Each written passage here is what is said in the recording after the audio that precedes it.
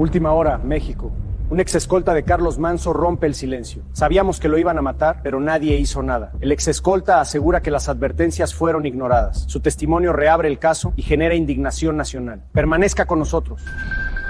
El perturbador sonido del mariachi flotaba en el aire gélido de la noche, una melodía alegre que, en lugar de invitar a la danza, se mezclaba con el eco metálico de un disparo solitario, un sonido seco y brutal que desgarró la festividad, marcando el inicio de una tragedia inolvidable. Aquella noche, el Día de Muertos en Uruapan, Michoacán, se tiñó de sangre y luto, transformando una celebración ancestral de la vida y el recuerdo en el presagio de una oscuridad que aún hoy persigue a muchos. Aquí estoy, Juan, un hombre que carga con el peso de algo que la memoria se resiste a soltar. Fui escolta de Carlos Manso, el alcalde de Uruapan, un hombre que se atrevió a denunciar, a levantar la voz en un lugar donde el silencio es ley. Mi historia no es la de un héroe, sino la de un testigo, la de alguien que vio venir la tormenta y se sintió impotente para detenerla. Manso era un valiente, sí, un líder incorruptible, que nadaba contra la corriente en un mar infestado de tiburones. Sus peticiones de ayuda federal resonaban en los pasillos del poder, ecos desesperados que se perdían en la burocracia y la indiferencia, siempre apuntando a los cárteles que estrangulaban su tierra. Uruapan, una ciudad vibrante y colorida, especialmente durante el Día de Muertos, con sus ofrendas, sus calaveras de azúcar y el inconfundible aroma a cempasúchil, se convirtió esa noche en el escenario de un drama que nadie quería escribir. Recuerdo las calles llenas de vida, las familias reunidas, la algarabía de los niños corriendo entre los puestos de comida, una escena de aparente normalidad, pero debajo de esa fachada festiva latía un miedo silencioso, un presagio que se había gestado durante meses. Las amenazas a Manso no eran nuevas, eran susurros que se habían convertido en gritos, advertencias que pasaban de veladas a explícitas. Sentíamos la tensión en cada fibra de nuestro ser. Cada llamada, cada coche que pasaba lento, cada mirada furtiva era analizada, diseccionada, buscando el peligro inminente. El ambiente se volvía irrespirable, la presión constante. Manso había tocado fibras muy sensibles, había desafiado a los que se creían dueños de la tierra y la vida de sus habitantes. Sus denuncias contra los cárteles no eran simples palabras, eran balas que volaban, impactando en estructuras de poder ilícitas, exponiendo la corrupción que se había arraigado profundamente. Conocíamos los riesgos, los sentíamos en la médula. Él lo sabía, nosotros lo sabíamos. Los rumores de un posible atentado se habían convertido en verdades a medias, en secretos a voces que nadie se atrevía a confirmar, pero que todos presentían. El miedo se cernía sobre nosotros con la misma intensidad que la niebla matutina en las montañas de Michoacán. La pregunta no era si pasaría, sino cuándo, y lo más aterrador, quién lo permitiría, para quienes buscan entender cómo la valentía puede ser un arma de doble filo en un país asediado por la violencia. Esta historia es crucial. Si valoras la verdad y quieres ser parte de desenmascarar estas realidades, considera suscribirte al canal.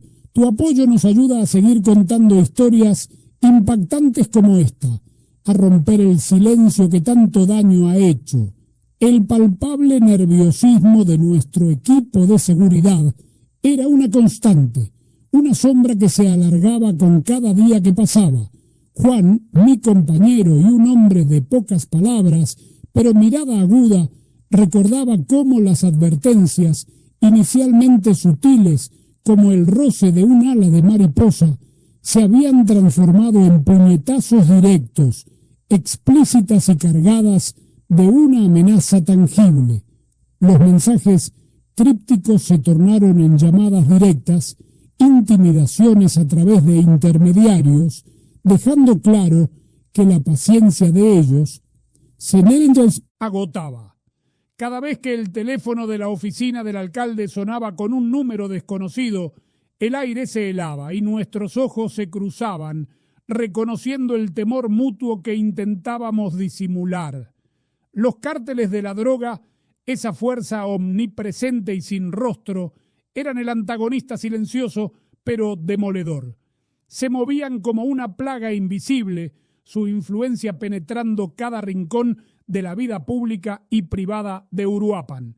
No eran solo las balaceras o los cuerpos encontrados, era el control subrepticio que ejercían sobre la economía local, las promesas rotas de las autoridades, el miedo arraigado en la población que les impedía hablar. La red se tejía con una maestría siniestra, envolviendo la región en un manto de impunidad y terror.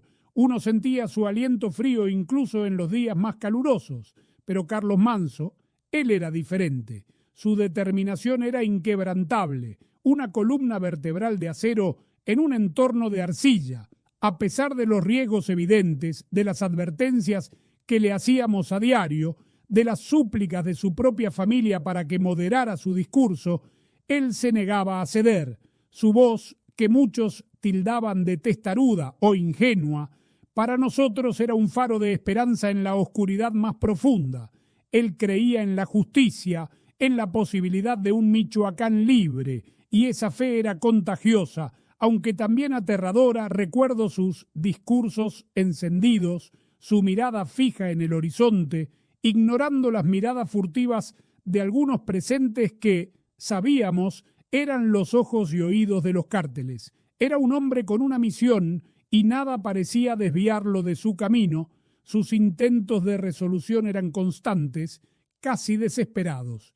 Día tras día, Manso enviaba oficios al gobierno federal, documentos llenos de pruebas, de denuncias, de solicitudes explícitas de apoyo militar, de inteligencia, de recursos para combatir a la creciente amenaza.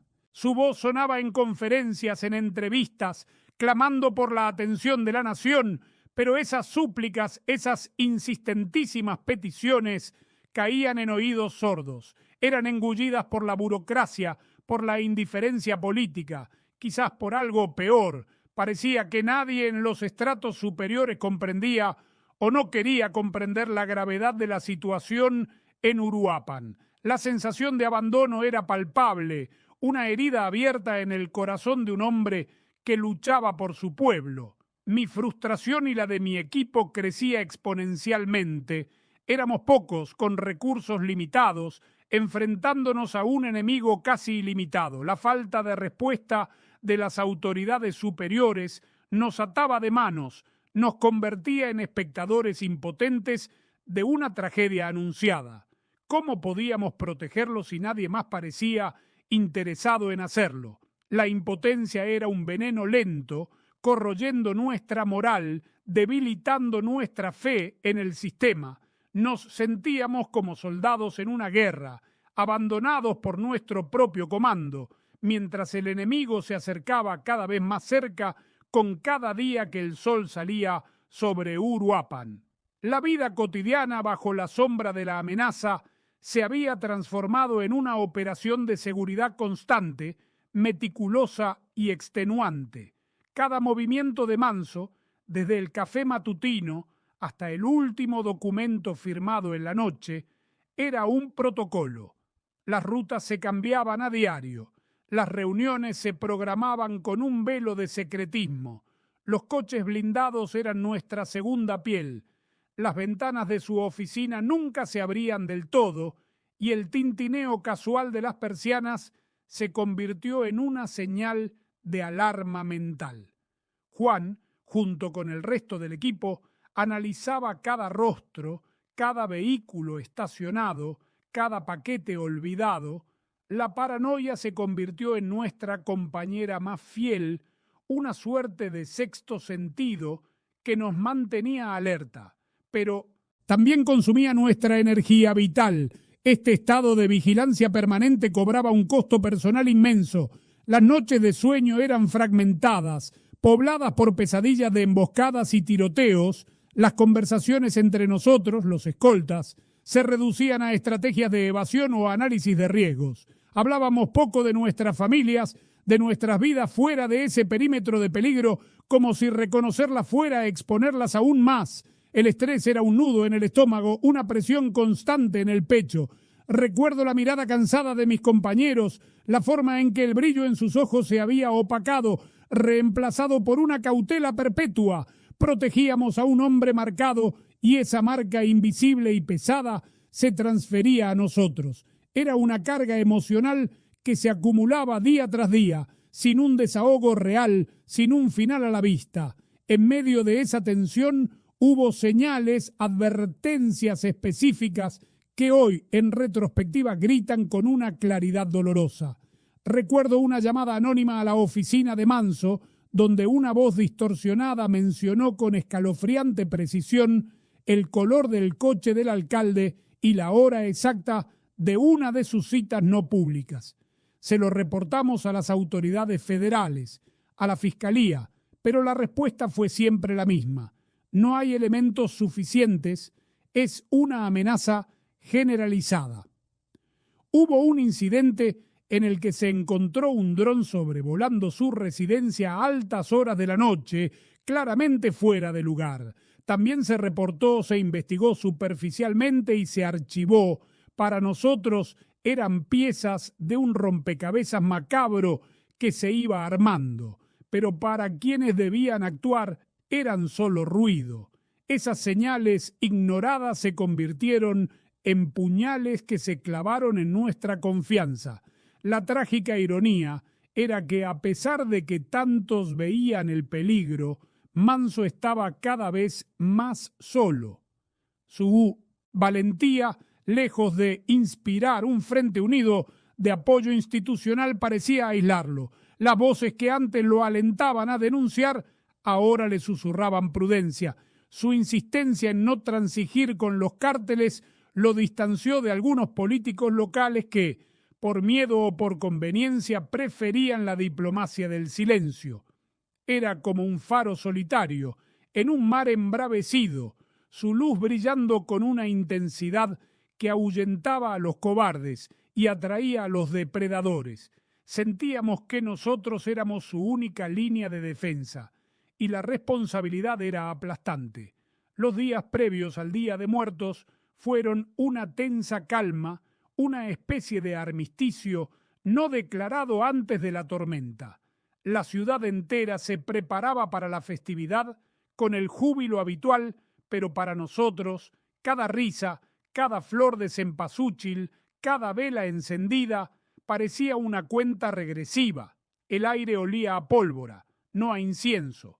Sabíamos que se acercaba algo grande, algo irreversible. La aparente tranquilidad del ambiente festivo era para nuestros sentidos agudizados un camuflaje siniestro, una cortina de humo que presagiaba lo peor. Los planes de seguridad para la celebración se revisaban una y otra vez, cada detalle, cada posible punto vulnerable. Se discutía hasta el agotamiento, pero una sensación de inevitabilidad se cernía sobre nosotros, fría y pesada. El Día de Muertos finalmente llegó, y con él una mezcla agridulce de alegría pública y una preocupación interna que nos roía las entrañas. Las calles de Uruapán bullían con un color y una energía desbordante. Disfraces de catrinas, altares adornados, el dulzón aroma de los tamales y el picante del ponche de frutas llenaban el aire. Para la gente era una celebración, un reencuentro festivo con sus ancestros. Para nosotros, los escoltas de Carlos Manso, era una misión de alto riesgo camuflada bajo el velo de la tradición. Ver a los niños reír, a las bandas de música tocar sin cesar, exacerbaba nuestra propia angustia, la punzante certeza de que en cualquier momento esa burbuja de festividad podría estallar. Era una contradicción brutal. La vida exuberante de Uruapan contra la sombra inminente de la muerte. La planificación del recorrido de Manso por la ciudad había sido un laberinto de decisiones. Cada calle, cada esquina, cada puesto de mercado que visitaría fue analizado, mapeado y remapado. Las medidas de seguridad se habían extremado hasta el punto de la obsesión. Equipos de avanzada, comunicación constante, vehículos de apoyo estratégicamente colocados. Sin embargo, en medio de la vorágine de la fiesta, las fallas logísticas comenzaron a emerger.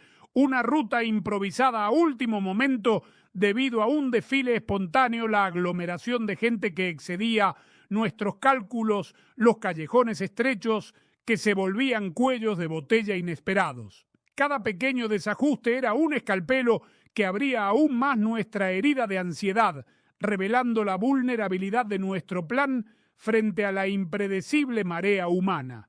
Sentía cómo se nos escurría el control de las manos, metro a metro, segundo a segundo. Un presentimiento helado se apoderó de mí, una corazonada que no era lógica, sino visceral.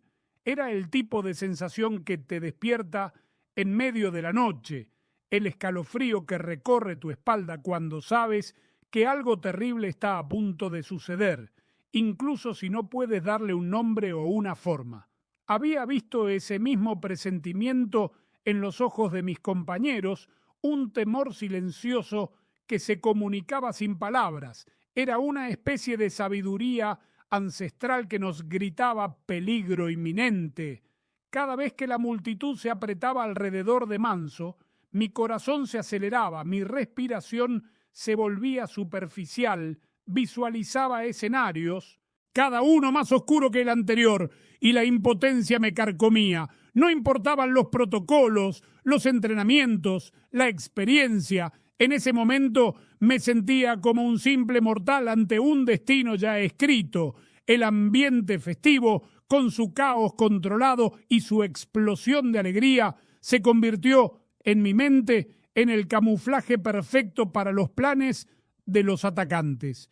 ¿Qué mejor momento para actuar que cuando todos están distraídos, cuando la atención está dividida entre la música, los colores y las tradiciones? La multitud, que en otras circunstancias habría sido una barrera de protección, se transformaba en un arma de doble filo. Podría haber sido el escudo perfecto para Manso, pero también el velo bajo el cual los asesinos podrían esconderse, mezclarse, desaparecer sin dejar rastro. La densa multitud funcionaba como un bloqueador de visión, un amortiguador de sonido, un laberinto de cuerpos en movimiento que ofrecía innumerables oportunidades para un ataque sorpresa. La celebración más importante del año se convertía en el caldo de cultivo ideal para la traición. Recuerdo sus últimos momentos de normalidad antes de que el horror se desatara. Manso, a pesar de nuestra palpable tensión, mantenía una sonrisa en el rostro, saludando a la gente, estrechando manos, escuchando las peticiones de los ciudadanos. Se detuvo un instante justo antes de girar en una esquina especialmente concurrida para reajustarse el saco. En esa pausa fugaz nuestros ojos se encontraron. Me guiñó un ojo, una señal de su resiliencia inquebrantable, una muestra de que, a pesar de todo, seguía siendo el alcalde cercano y humano que prometía un futuro mejor. Esa imagen, esa interacción final, se grabó en mi memoria con una claridad dolorosa, un ancla en la tormenta que se avecinaba. No sabía entonces que ese parpadeo de normalidad sería el último recuerdo que atesoraría de Carlos Manso vivo, en paz, sin la mácula de la violencia que pronto lo consumiría. El estruendo fue ensordecedor, arrancando de cuajo la sinfonía de gritos festivos y música de mariachi. No fue un disparo, sino una ráfaga, un rugido metálico que se comió el aire y la alegría en un instante. Mis ojos, entrenados para el peligro, registraron el flash de la boca del arma antes de que mi cerebro procesara el sonido. Todo ocurrió en la fracción de segundo que tarda un parpadeo. Vi a Manso, que un momento antes sonreía, colapsar como una marioneta a la que le cortan los hilos. El caos estalló. Los gritos se multiplicaron, pero ya no eran de júbilo, eran desesperados, teñidos de pánico. Nuestra reacción fue inmediata, instintiva, pero dolorosamente ineficaz. Mis compañeros y yo nos lanzamos hacia Manso, creando un perímetro improvisado con nuestros propios cuerpos, mientras buscábamos desesperadamente el origen de los disparos. Los atacantes, una sombra indistinguible entre la multitud que ahora corría despavorida, se movían con una frialdad perturbadora, disparaban con precisión, apuntando, no dispersando. El aire se llenó de un olor acre a pólvora y miedo. Sacamos nuestras armas, pero la masa humana en estampida nos impedía tener un objetivo claro. Era una pesadilla. Intentábamos protegerlo de un enemigo invisible, camuflado por la misma gente a la que él servía. El suelo se volvió resbaladizo con la sangre y el mundo se inclinó sobre su eje. Manso cayó. Recuerdo su figura desplomándose, la esperanza extinguida en sus ojos. Un silencio antinatural, gélido y absoluto, se apoderó de los instantes inmediatamente posteriores a su caída. Fue un vacío, una ausencia de sonido tan palpable que casi dolía, roto al instante por un torrente de gritos histéricos. La multitud, hasta entonces un mosaico de colores vibrantes, se convirtió en una marea desordenada de cuerpos que corrían, chocaban y tropezaban, cada uno tratando de escapar del epicentro del horror. Los altavoces, que minutos antes transmitían alegría, ahora solo emitían un zumbido sordo, como si la música se hubiera asfixiado junto con la vida del alcalde. Los atacantes, aprovechando la confusión y el pánico generalizados, se desvanecieron tan rápido como aparecieron. Eran fantasmas en la multitud, desapareciendo entre los puestos de comida y los ornamentos festivos. Dejaron atrás un reguero de dolor y desesperación. La imagen del horror se grabó en mi retina, Manso tendido en el suelo adoquinado, la camisa ceremonial empapada en sangre, el cempasúchil esparcido a su alrededor, como una ofrenda macabra a un destino cruel. Su rostro, antes lleno de vida y determinación, ahora era una máscara de palidez, sus ojos vidriosos mirando hacia un cielo que le había negado la ayuda que tanto había clamado. La impotencia me invadió, una ola fría y paralizante que me heló hasta los huesos. Habíamos fallado, a pesar de todas las advertencias, de todos los protocolos, de todos los presentimientos, no pudimos protegerlo. La culpa se enraizó en mi alma en ese instante, un veneno lento que me persigue desde aquel funesto día de muertos. Cada noche revivo la escena, la ráfaga, la caída, el grito ahogado de un compañero, el caos incontrolable, la imagen de Manso en el suelo, rodeado por la efímera belleza de las flores, es una herida abierta en mi memoria, una cicatriz que no cicatriza y que me recuerda constantemente la carga de lo que sabíamos que iba a pasar y no pudimos evitar. El suelo adoquinado antes un tapiz vibrante de pétalos de cempasúchil y confeti se había transformado en un lienzo de sangre y desesperación. Manso yacía inmóvil, su figura silenciada por la violencia, mientras la multitud se disipaba en un torbellino de terror. No pasó mucho tiempo antes de que las sirenas comenzaran a rasgar el aire, un sonido que en lugar de traer alivio, solo agudizaba la amargura. Llegaban los refuerzos, ambulancias y patrullas, pero lo hacían tarde, demasiado tarde. La vida de Carlos Manso se había extinguido, llevándose consigo una parte de la esperanza que había sembrado en Uruapan. Yo estaba allí, junto a su cuerpo, sintiendo cómo el asfalto frío absorbía su calor y cómo mi corazón se hundía en un abismo de incredulidad y culpa.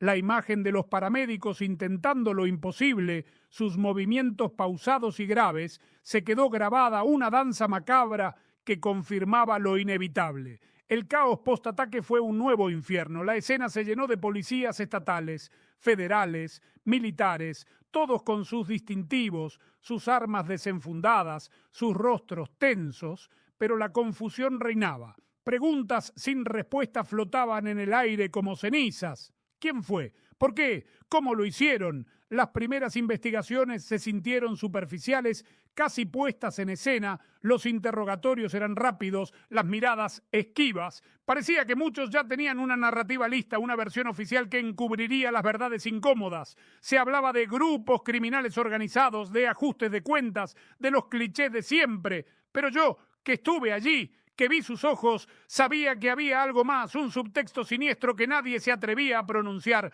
la sensación de que se encubrían verdades, de que la inacción no había sido casualidad, sino cómplice, se me clavó en lo más profundo. Uruapan, la ciudad que minutos antes era un torbellino de vida, se sumió en un luto profundo, un silencio denso y opresivo. La conmoción se extendió como una plaga, transformando la alegría festiva en un miedo paralizante. Las calles se vaciaron, los altares de muertos se alzaban ahora como monumentos a una vida truncada. Los habitantes de Uruapan, que habían visto en Manso un faro de esperanza, ahora estaban a la deriva, sumidos en la desesperanza. El aire se volvió pesado con el dolor, las miradas se cruzaban con desconfianza y el susurro del viento parecía llevar la pregunta: ¿quién será el siguiente? El miedo era un veneno que ahora corría por las venas de la ciudad, más eficaz que cualquier bala. Mi obligación como testigo fue un calvario: rendir cuentas, declarar una y otra vez, revivir el instante, el olor a pólvora, el grito ahogado. Ante los agentes, los fiscales, los superiores, narré lo que vi, lo que sentí, las advertencias ignoradas, el presentimiento que nos carcomía, pero notaba la incredulidad en algunos ojos, la forma en que mis palabras eran filtradas, moldeadas para encajar en una narrativa preestablecida. Había quienes me miraban con escepticismo, como si mi testimonio fuera una molestia o, peor aún, una amenaza. Sentí la presión para armonizar mi versión con la oficial, para evitar detalles que pudieran confundir o politizar el caso. Mi verdad parecía ser un inconveniente, y fue entonces cuando la semilla de la duda comenzó a echar raíces en mi mente. La inacción de las autoridades no era solo negligencia, me susurró una voz interna, era complicidad. La forma en que se desestimaron las advertencias, la tardanza de los refuerzos, la superficialidad de la investigación inicial, todo apuntaba a algo más oscuro. No era solo que no quisieran o pudieran proteger a Manso, era que quizás no querían que nadie lo hiciera. La pregunta de quién se beneficiaba de su muerte comenzó a resonar con una fuerza aterradora. La valentía de Manso había destapado algo podrido y ese algo era lo suficientemente poderoso como para silenciar no solo a mí, un alcalde incorruptible, sino también a la verdad misma. Esa duda, una punzada fría en el pecho, se convertiría en mi compañera inquebrantable, la razón por la que años después todavía no puedo cerrar este capítulo. La investigación oficial que siguió al asesinato fue, para quienes habíamos vivido de cerca la lucha de Manso, una farsa, un ejercicio de burocracia diseñado para calmar las aguas, no para encontrar la verdad. La superficialidad era palpable, casi insultante.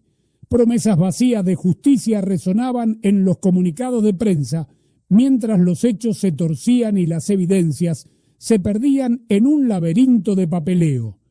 Las autoridades se limitaron a señalar a los sospechosos habituales, a los cárteles, sin ahondar en las posibles conexiones internas o en la inacción que había precedido el ataque.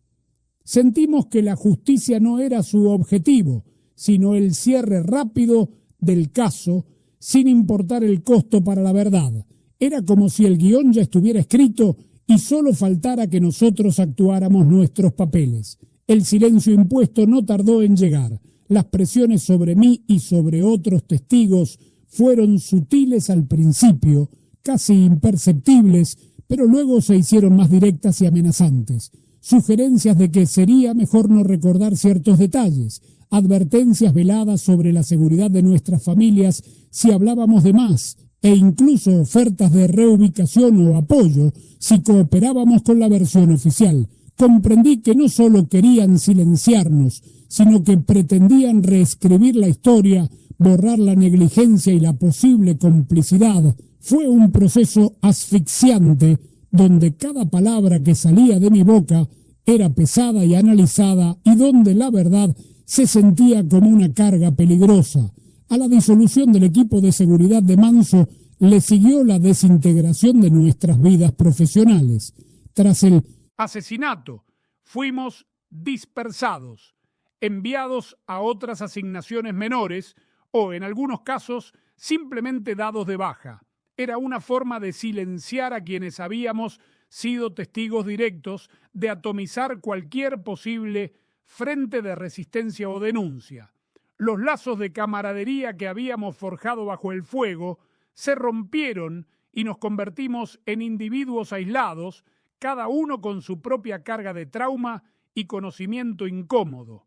Fue una purga discreta, pero efectiva, diseñada para asegurar que la historia oficial, la versión conveniente, fuera la única que prevaleciera. Dejamos de ser un equipo para convertirnos en ex-escoltas, en fantasmas de lo que fuimos. Con el paso de los días, el miedo se instaló en mí, no solo por lo que había visto, sino por lo que sabía. La amenaza constante sobre mi vida se convirtió en una sombra persistente. Sabía demasiado, había presenciado la inacción, la corrupción, cada coche que me seguía de cerca, cada llamada de un número desconocido, cada mirada prolongada de un extraño, se sentían como una advertencia. La paranoia era un precio que pagaba por la verdad, por haber estado tan cerca del fuego. El peso de ese conocimiento era insoportable, una condena silenciosa que me obligaba a vivir con cautela, a mirar por encima del hombro, a dudar de cada interacción. Fue entonces cuando tomé la decisión de alejarme, de buscar refugio del peligro y del dolor que el servicio activo me había provocado. Dejé el cuerpo de seguridad pidiendo una baja discreta. Necesitaba desaparecer, no solo del radar de quienes podrían querer callarme, sino también de los recuerdos constantes que me torturaban. Busqué la quietud, el anonimato. La idea era simplemente vivir, lejos de Michoacán, lejos de la política, lejos de la muerte. Sin embargo, sabía que huir físicamente no significaba escapar de la prisión mental que se había construido alrededor de mí. El rostro de Manso, su fe inquebrantable, su caída, me seguía a todas partes, recordándome que aunque hubiera abandonado el campo de batalla, la guerra interior apenas comenzaba. La distancia física era una necesidad, una tregua temporal en una lucha que sabía en el fondo que no había terminado. El peso de la culpa era una losa que me oprimía el pecho, una carga insoportable que se había adherido a cada célula de mi ser desde aquella tarde funesta. Vivía atormentado por la sensación de que pude haber hecho más, de que fallé en mi misión más importante.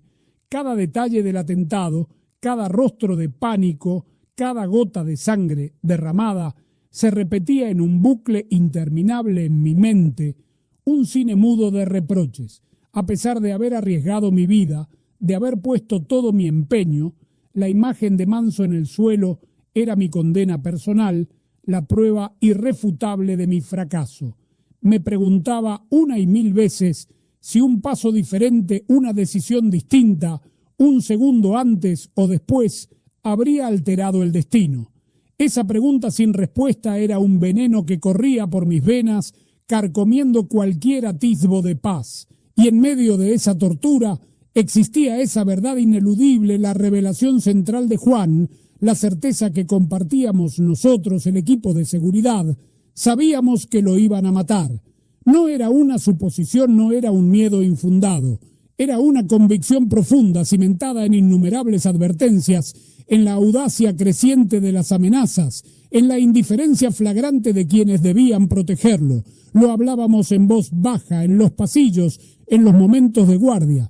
Nos mirábamos con la misma angustia de quien sabe que una tragedia se avecina y no puede detenerla. Éramos conscientes de la tormenta perfecta que se estaba gestando, pero nadie, ni siquiera nosotros, con todo nuestro conocimiento, pudimos impedir lo inevitable. Esa certeza compartida, esa premonición cumplida, era lo que más me carcomía. ¿Cómo pudimos saberlo y aún así ser impotentes? Las razones de esa inacción eran un entramado complejo y doloroso. La corrupción Ese cáncer silencioso que consume las instituciones desde adentro fue sin duda un factor.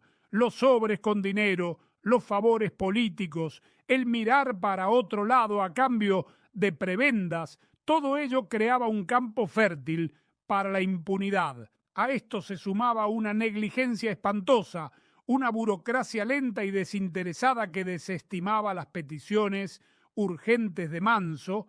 Quizás había también una complicidad, una colusión entre autoridades y el crimen organizado, una sociedad tácita que permitía que unos operaran impunemente mientras otros volteaban la cabeza, o quizás simplemente una impotencia abrumadora ante un poder mayor, un leviatán que había crecido tanto que ya nadie se atrevía a enfrentarlo. Cualquiera que fuera la mezcla, el resultado era el mismo: el abandono de un hombre valiente a su suerte. Esta amalgama de razones me sumía en un dilema moral que me desgarraba por dentro.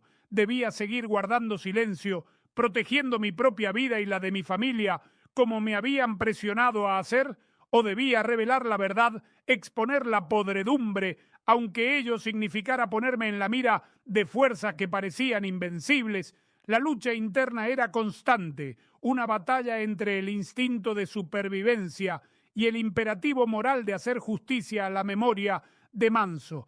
¿Qué valor tenía mi vida si vivía con el peso de ese silencio? La cobardía de callar se sentía tan pesada como el riesgo de hablar. Mi conciencia era un campo de batalla donde los recuerdos del alcalde y las amenazas veladas luchaban por el control. Precisamente, el fantasma de Manso era omnipresente. No había día en que su imagen no asaltara mis pensamientos. Lo veía en la sonrisa de un niño, en la determinación de un joven, en la mirada cansada de un anciano. Su voz, sus discursos, su inquebrantable fe en la justicia resonaban en mi mente, convirtiéndose en el eco de una promesa incumplida. El trauma de su asesinato no me permitía enterrarlo ni a él ni al dolor que su partida dejó en tantos. Era un recordatorio constante de lo que había sucedido, de lo que habíamos perdido y de la verdad que se negaba a ser silenciada. Su figura se había transformado en un faro moral en mi propia oscuridad, el ancla que me impedía hundirme del todo, pero que también me recordaba la deuda pendiente. La vida de Juan en el exilio autoimpuesto no era una huida, sino una especie de penitencia, un intento desesperado por encontrar un rincón donde el eco del disparo fatídico no resonara con tanta fuerza. Lejos de Uruapan, había buscado anonimato en un pueblo pequeño, casi olvidado, inmerso en una rutina que lo mantuviera ocupado, lejos de los titulares y de las miradas curiosas.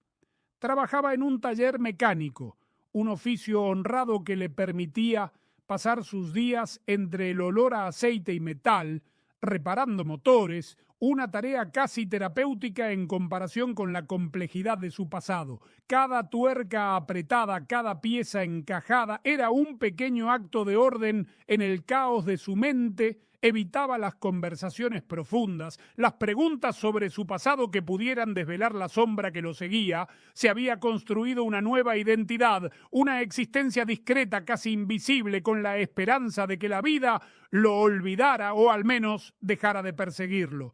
Aún así, el intento de olvido era una batalla perdida, una guerra que su mente libraba cada noche. Los recuerdos, como fantasmas, acechaban en las esquinas de sus sueños, resurgiendo con la claridad de un cristal roto, el rostro de Manso, sus últimas palabras, el olor a pólvora y cempasúchil. Todo se combinaba en una sinfonía macabra que lo despertaba empapado en sudor frío. Había probado de todo: el trabajo físico extenuante, la lectura compulsiva, incluso el alcohol en dosis moderadas, pero nada lograba borrar la huella imborrable de aquel día.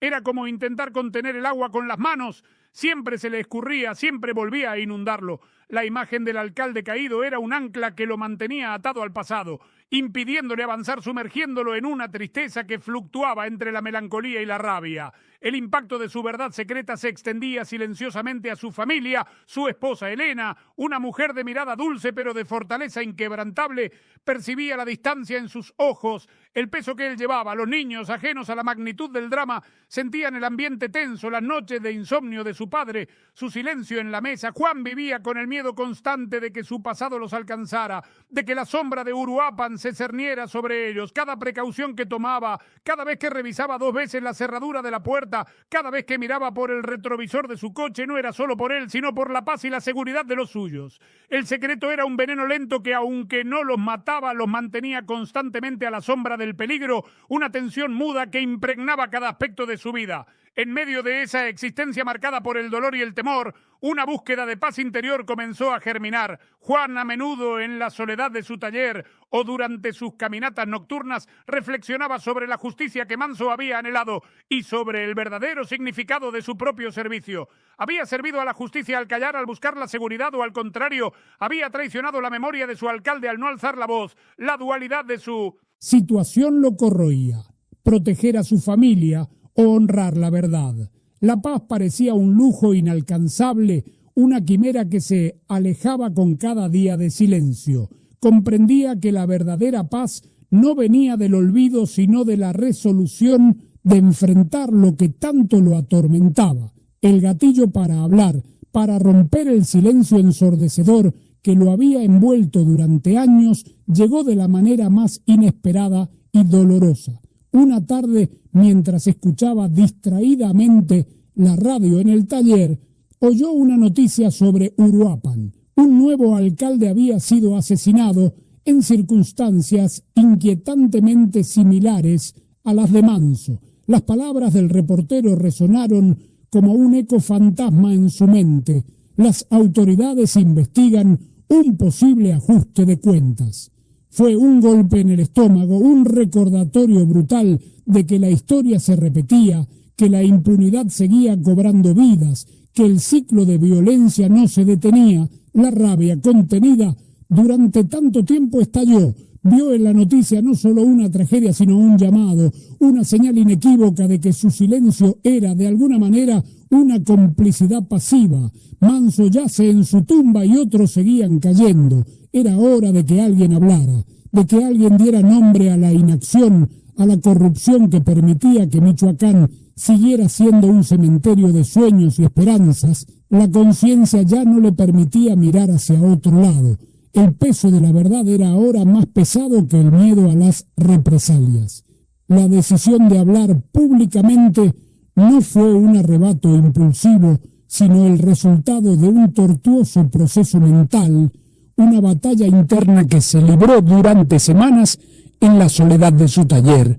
Juan sopesó los riesgos con una meticulosidad casi obsesiva, cada uno pesado en una balanza imaginaria contra el peso creciente de su conciencia. Sabía que al revelar lo que sabía, ponía su vida y la de su familia en la mira de aquello que habían silenciado a Manso. Pero el silencio, esa cobardía disfrazada de prudencia, ya no era una opción.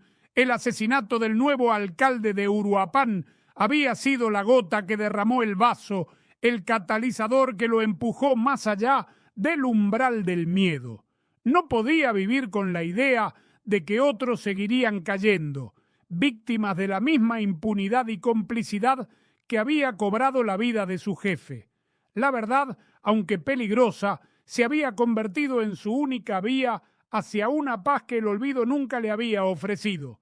Su motivación principal no era la venganza, sino un anhelo profundo y visceral de justicia, no solo para Manso, cuya memoria clamaba por ser vindicada, sino para todos aquellos que habían sido silenciados, ignorados o sacrificados en el altar de la corrupción. Juan creía firmemente que la única manera de romper el ciclo de violencia y miedo era sacando a la luz la verdad, exponiendo las entrañas de un sistema podrido.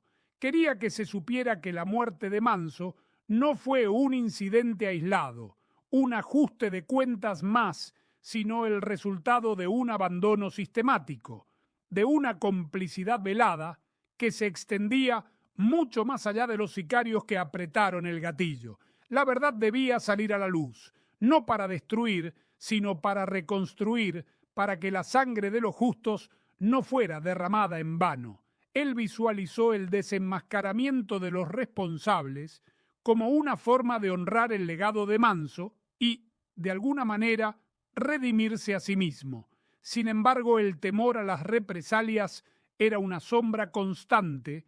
Juan conocía la brutalidad de aquellos a quienes se enfrentaría. No eran solo los cárteles, eran también los elementos corruptos dentro de las propias instituciones que habían permitido que el crimen organizado floreciera. Sabía que su testimonio no solo lo expondría a ataques directos, sino que también pondría en peligro a Elena y a sus hijos.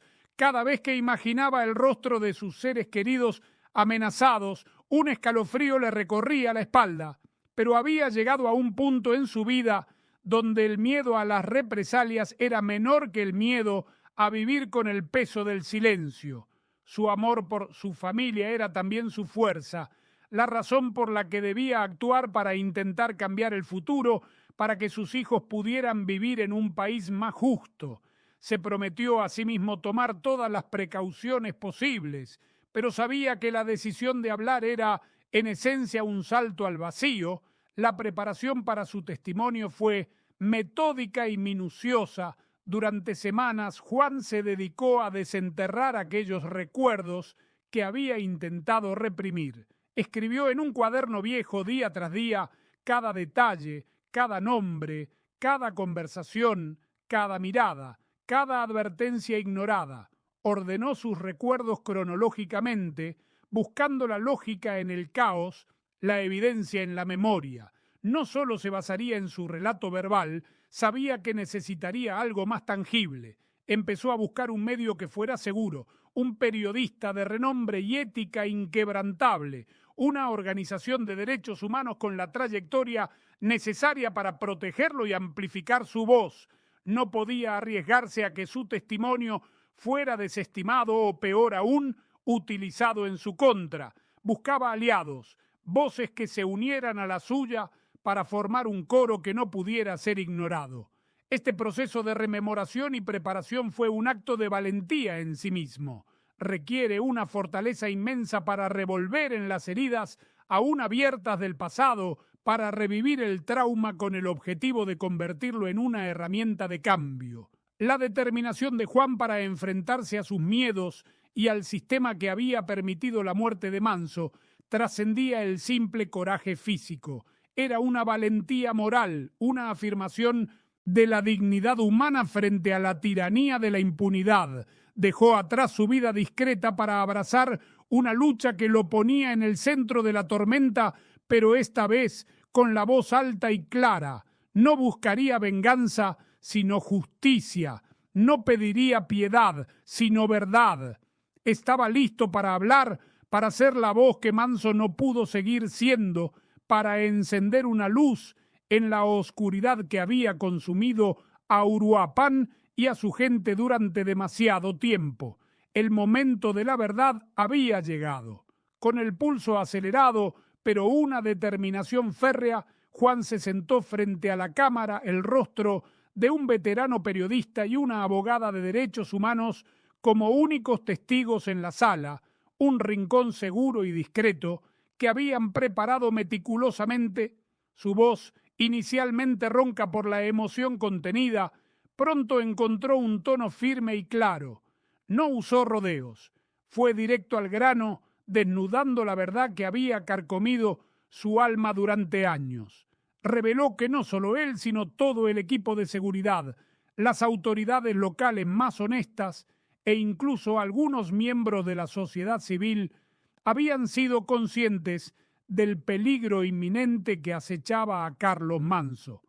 Detalles específicos surgieron de su memoria con una claridad dolorosa. Juan describió las advertencias ignoradas por las esferas federales y estatales, informes de inteligencia que señalaban movimientos sospechosos, llamadas anónimas que detallaban rutas y horarios del alcalde y la aparición de hombres armados en zonas cercanas a su residencia. Relató cómo estas informaciones, precisas y alarmantes, eran enviadas a través de canales oficiales, pero sistemáticamente desestimadas o archivadas sin seguimiento aparente.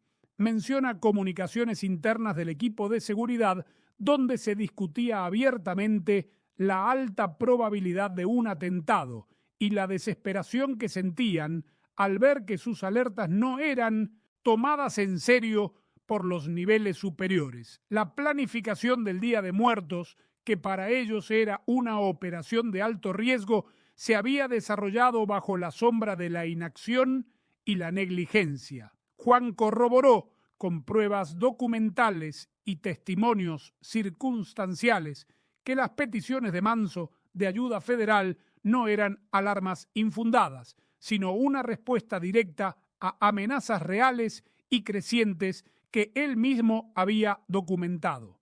Mostró copias de oficios sellados con fechas anteriores al asesinato, donde el alcalde detallaba extorsiones, intentos de soborno y mensajes de intimidación recibidos de grupos criminales. Esas peticiones, que habían sido presentadas como exageraciones o maniobras políticas por algunos funcionarios, eran en realidad gritos desesperados de un hombre que sabía que su vida estaba en juego por defender a su pueblo.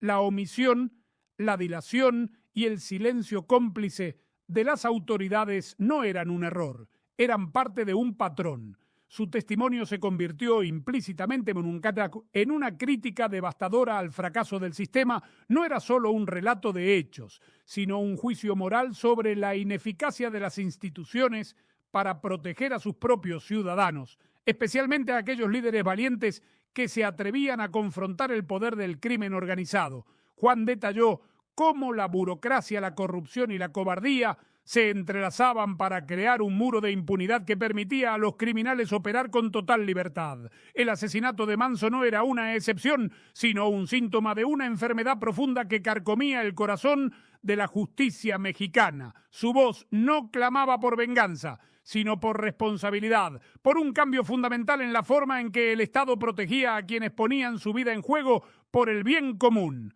A pesar de la oscuridad de su relato y de los riesgos inmensos que asumía al hablar, Juan mantenía una tenue pero persistente esperanza.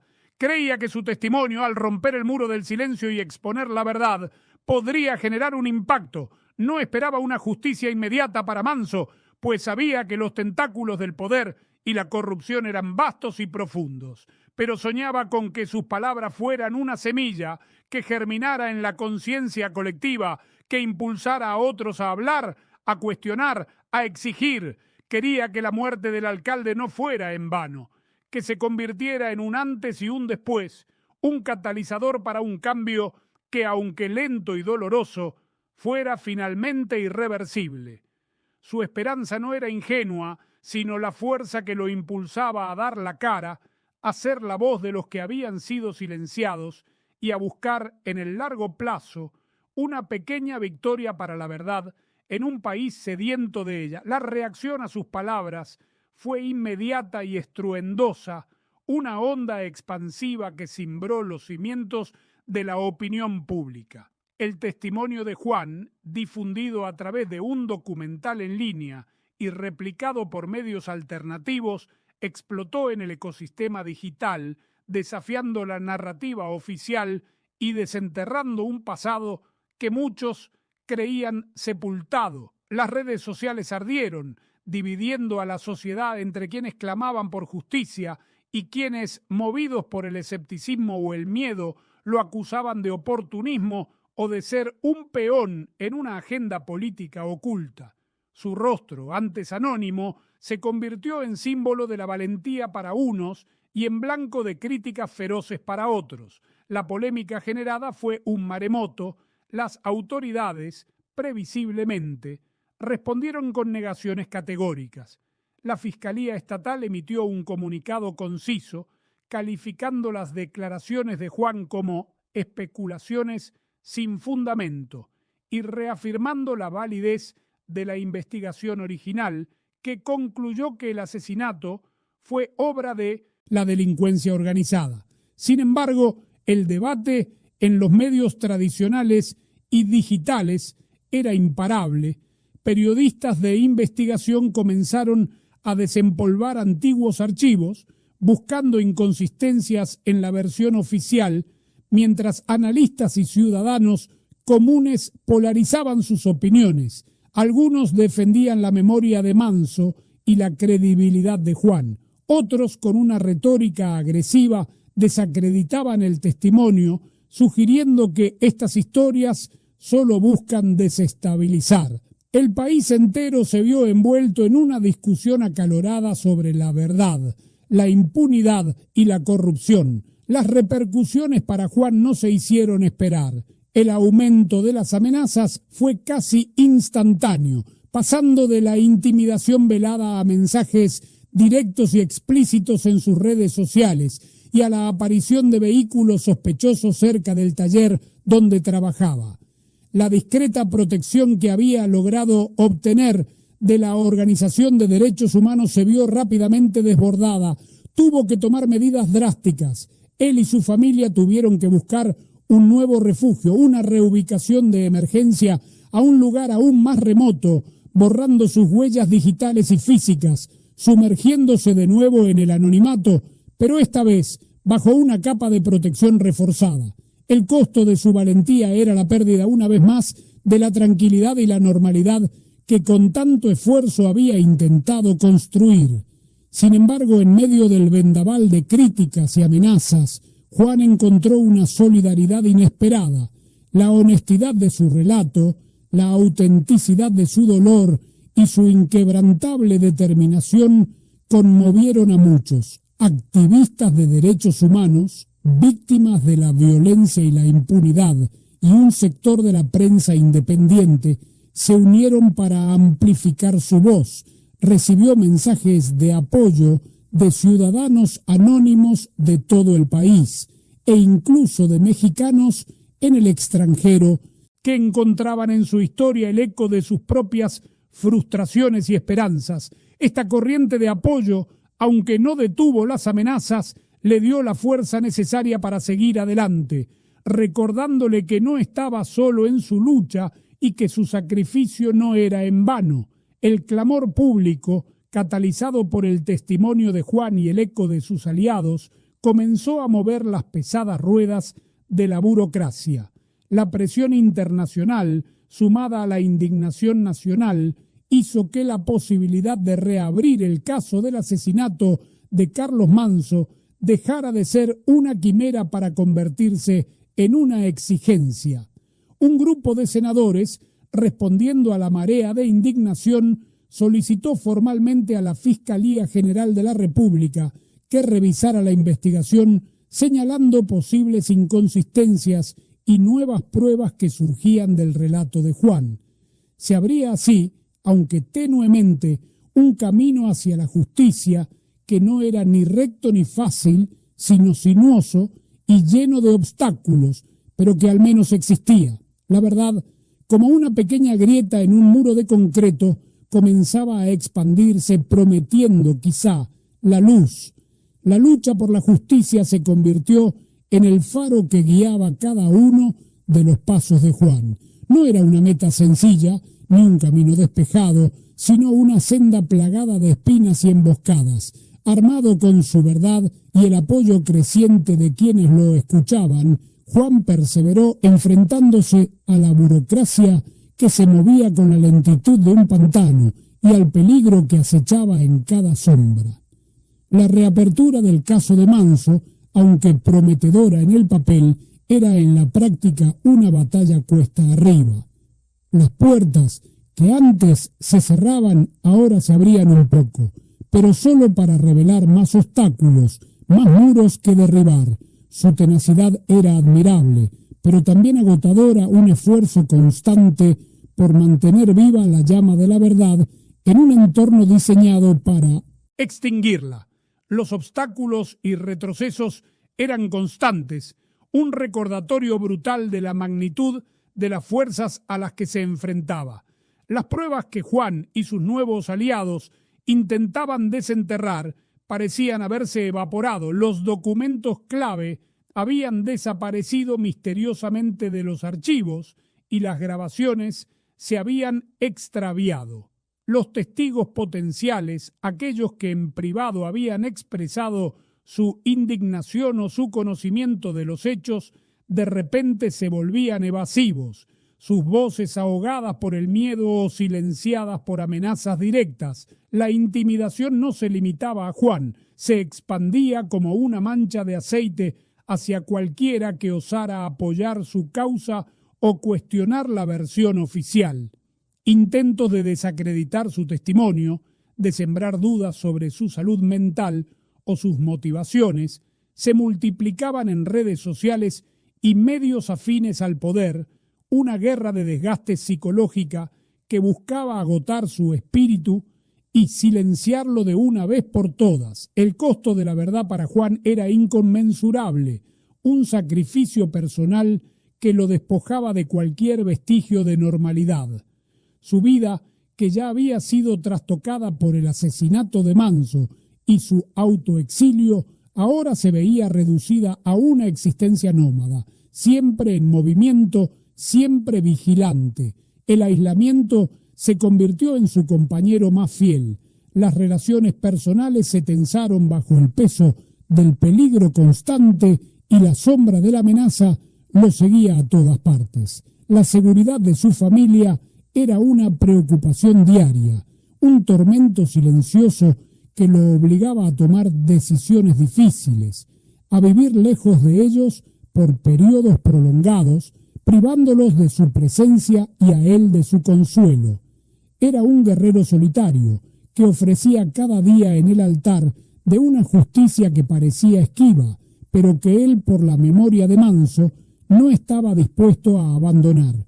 A pesar de todo, Juan mantenía vivo el recuerdo de Carlos Manso, utilizándose a sí mismo como un custodio de su legado. Cada entrevista, cada testimonio, cada aparición pública era una forma de honrar al alcalde caído, de asegurar que su sacrificio no fuera en vano. Él era la voz que Manso no pudo seguir siendo. El puño levantado en su nombre contaba la historia de Manso con una mezcla de respeto y admiración, pintando el retrato de un hombre íntegro, valiente, que había creído en su pueblo y había pagado el precio más alto por defenderlo. Su voz se convirtió en un altavoz para los ideales del alcalde, para la misma justicia y dignidad que Manso había defendido hasta el último aliento. Era su manera de pelear la misma batalla, de llevar la antorcha que Manso le había legado con su muerte.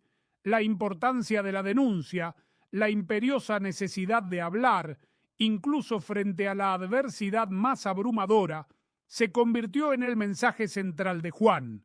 Explicaba con la elocuencia que solo otorga la experiencia del dolor que el silencio era el verdadero aliado de la impunidad, el terreno fértil donde florecían el crimen y la corrupción. Su historia era una prueba viviente de que, aunque el camino fuera largo y peligroso, la verdad tenía el poder de sacudir incluso las estructuras más arraigadas. Su voz, una vez susurrante y llena de miedo, ahora proclamaba que cada palabra alzada, cada testimonio valiente, era una pequeña victoria contra la oscuridad, una grieta en el muro de silencio que con el tiempo podría derribarlo por completo. Era un llamado a la acción para todos aquellos que creían que otro México era posible, un recordatorio de que la esperanza no muere mientras haya alguien dispuesto a alzar la voz. El clamor por la justicia, avivado por la voz inquebrantable de Juan, encontró un punto de inflexión inesperado. No fue una nueva evidencia forense, ni una confesión dramática, sino un suceso que en apariencia estaba desconectado del caso Manso. Un influyente político, conocido por sus vínculos con altas esferas del gobierno y una reputación intachable, fue arrestado en el extranjero bajo cargos de lavado de dinero y narcotráfico. Durante la investigación subsiguiente, su nombre apareció repetidamente en documentos y comunicaciones interceptadas, no solo en relación con el tráfico de drogas, sino también con la neutralización de obstáculos en Michoacán. El nombre de Carlos Manso, el alcalde incorruptible, resonó en esos expedientes. Este descubrimiento, inicialmente una nota al pie en un escándalo internacional, se convirtió en la pieza faltante que conectaría los puntos entre la inacción oficial y la complicidad de alto nivel. Era el destello de luz que Juan había anhelado, una verdad que comenzaba a asomarse desde las profundidades del secreto. Esta revelación, que vinculaba a una figura de poder nacional con la conspiración en torno al asesinato de Manso, expuso la verdad más profunda y perturbadora. La inacción no había sido negligencia, sino una decisión deliberada, orquestada desde los más altos niveles para proteger intereses oscuros. No era sólo que las súplicas de Manso cayeran en oídos sordos, era que esas súplicas eran activamente ignoradas porque su propia existencia representaba una amenaza para una red de corrupción que alcanzaba los estratos más elevados. La noticia de la detención del político y los subsiguientes detalles que comenzaron a filtrarse sobre su presunta participación en el caso Manso sacudieron a la nación. La gente comenzó a comprender que el poder detrás de los cárteles no residía únicamente en sicarios o capos regionales, sino en trajes pulcros que se sentaban en oficinas con aire acondicionado, moviendo hilos invisibles que dictaban la vida y la muerte de los hombres justos. La verdad era más grande, más siniestra de lo que la mayoría se atrevía a imaginar. Ante esta marea de revelaciones, una conciencia colectiva comenzó a despertar.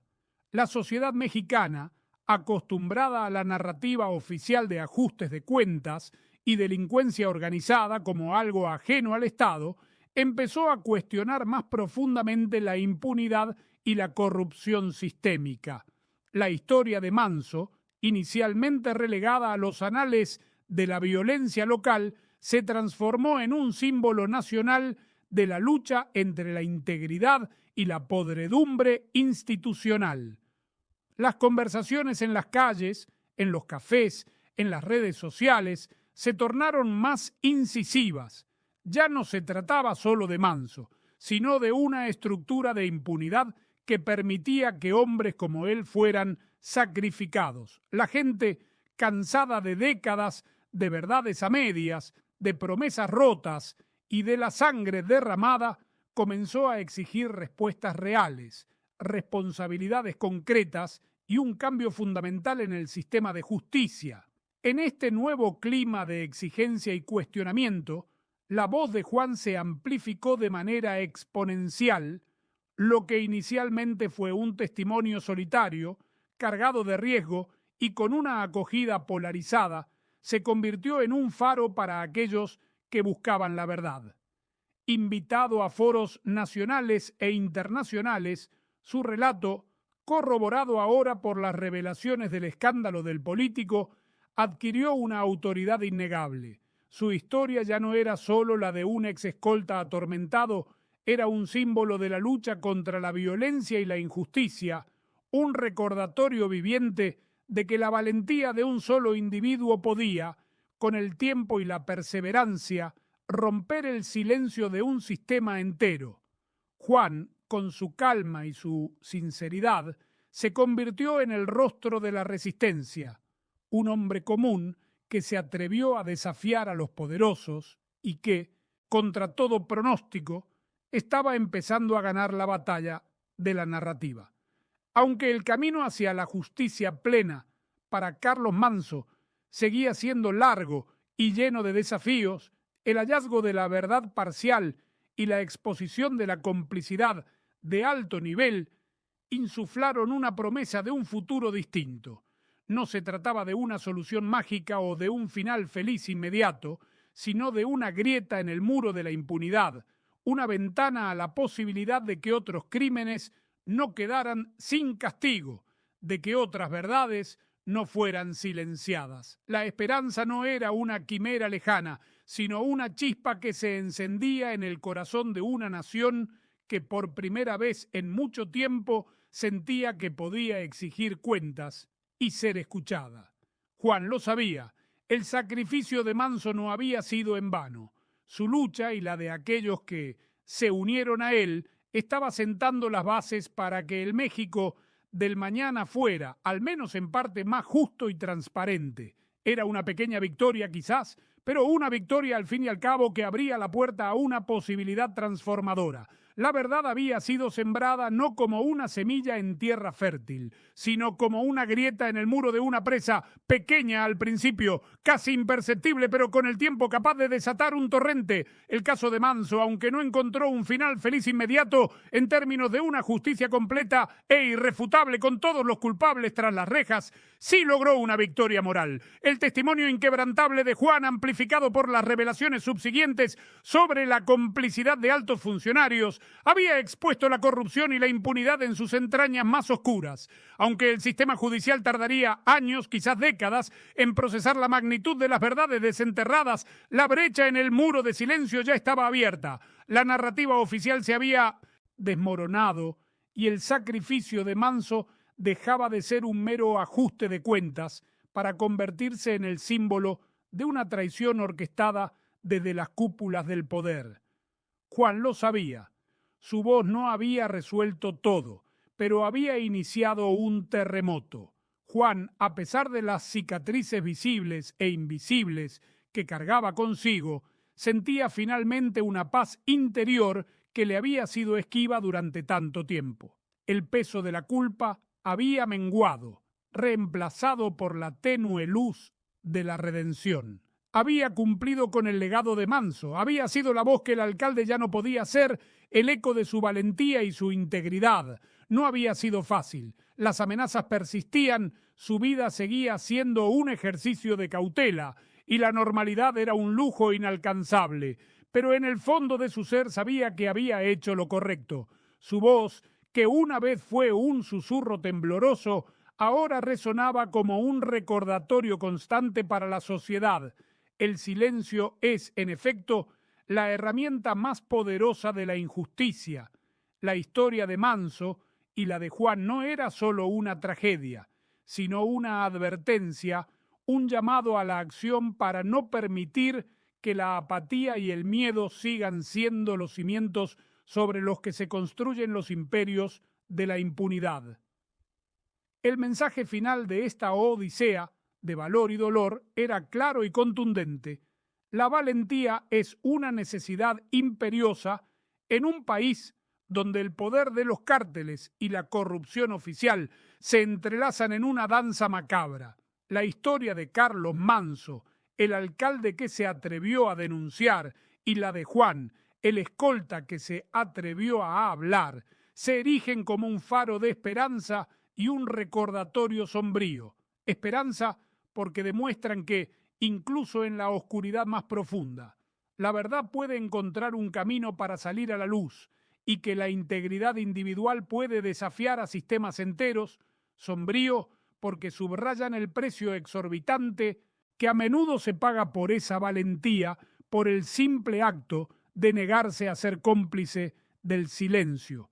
Es crucial no olvidar a quienes lucharon por la justicia, a aquellos cuyos nombres se convirtieron en susurros de resistencia. Sus sacrificios no deben ser en vano, sino combustible para la lucha continua por un México más justo y transparente, donde la voz de los honestos no sea una condena a muerte, sino una promesa de un futuro mejor para todos. Si esta historia te ha conmovido y crees en la importancia de desenterrar las verdades incómodas, te invitamos a suscribirte a nuestro canal. Tu apoyo nos permite seguir contando estas historias, rompiendo los velos del silencio y dando voz a quienes han sido silenciados. No te pierdas nuestro próximo especial, donde exploraremos otra faceta de la lucha por la justicia en los rincones más olvidados de México.